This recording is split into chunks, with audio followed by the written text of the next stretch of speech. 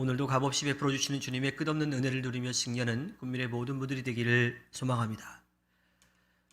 발신자와 수신자를 밝힌 이 사도 바울은요, 하나님의 사랑을 받은 자들, 그들에게 헬라어와 히브리어로 축복하고 또 그들에게 감사의 고백을 하고 있습니다. 사도 바울은 본론에 들어가기에 앞서서 로마 교회에 대한 감사와 또 간절한 기도에 대해서 이야기를 하지요. 사실 이러한 내용들 앞에 인사도 마찬가지이지만 발신자에 대한 그런 부연 설명도 마찬가지이지만 당시에 쓰는 편지의 그런 형식은 아니었던 거죠. 하지만 사도 바울에게 있어서 아직 만나보지 못한 로마 교회 성도들에게는 자신이 누구인지를 분명하게 밝히고 또 얼만큼 자신들을 사랑하는지, 자신들에게 고마워하고 있는지를 분명하게 밝히고 있습니다. 그리고 지금 이 편지 가운데 핵심은 복음을 전하는 일이고요. 또 안타까운 것은 지금 당장 자기가 갈 수 없다라고 하는 것에 대한 안타까운 마음도 함께 전하고 있습니다. 먼저라는 말로써 사도 바울은 로마 교인들에게 자신이 로마 교회 성도들을 어떻게 생각하고 있는지를 분명하게 밝히죠. 그 마음은 감사라고 하는 겁니다. 사실 그 감사의 대상은 로마 교회 성도들뿐만 아니라 그들에게 그렇게 믿음의 은혜를 베풀어 주신 하나님이시죠. 하나님께 감사로 나아갈 수 있는 이유는 예수 그리스도의 은혜 때문입니다. 그가 그 이전에 하나님을 알려고 했던 그 방법이 아니라 예수 그리스도를 통해서 하나님의 구원의 은혜를 분명하게 보여주셨고 깨닫게 하셨기 때문입니다. 사도 바울은 하나님을 내 하나님이라고 그렇게 부를 수 있게 된다라고 하는 것이 그냥 영혼이 없는 그런 표현이 아니라 실제로 그의 삶에서 그의 고백이 되어지는 거지요.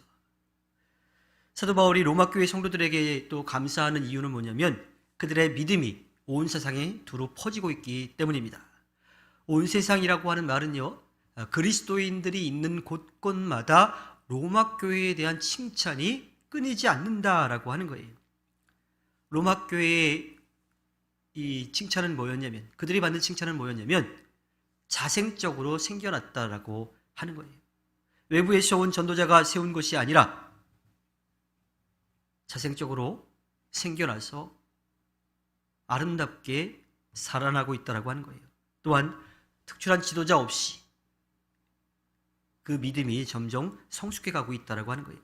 전도의 열매를 맺고 있다라고 하는 것, 그것도 칭찬받는 그러한 이야기였던 거지요.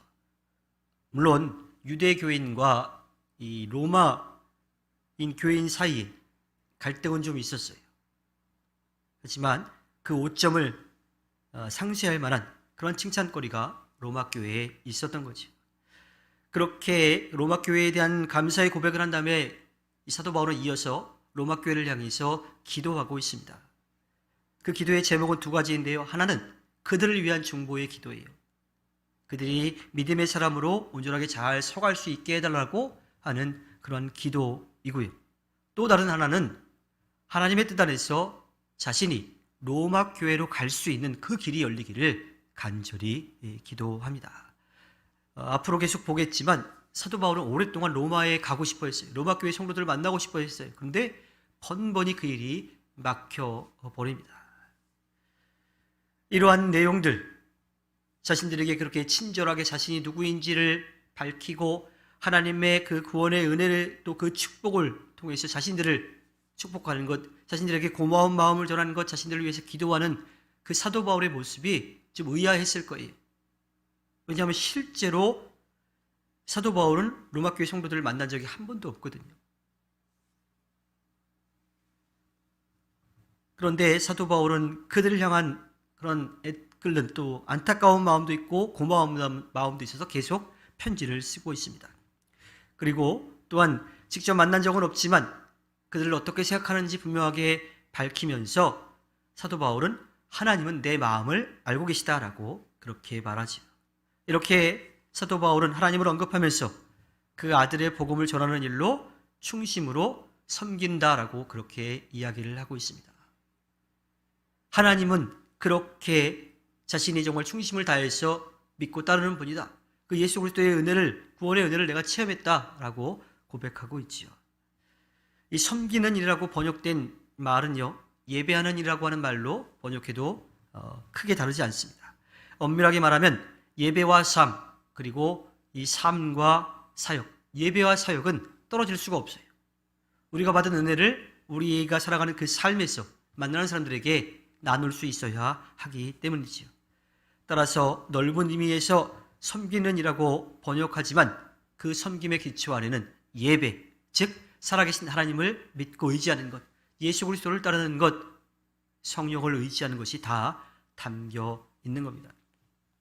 사도 바울은 자신이 성부 하나님을 섬기는 근거를 거듭 확인시키죠. 예수 그리스도를 만나서 그가 정말 만나고 싶어 했던 하나님을 만나게 됐다라고 하는 거예요.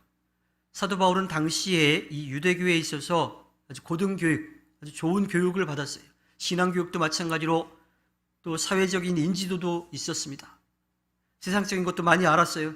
그 안에서 살아계신 하나님을 만나고 싶어 했죠. 그런데 그런 학문적인 것으로 또 그런 율법적인 것으로 하나님을 만날 수 없다라고 하는 것을 결국은 깨닫게 되었습니다. 그리고 자신에게 다가오신 예수 그리스도를 만남으로써 그런 하나님을 참으로 만나게 되었던 거지요. 그리고 살아있는 관계에 들어갔습니다.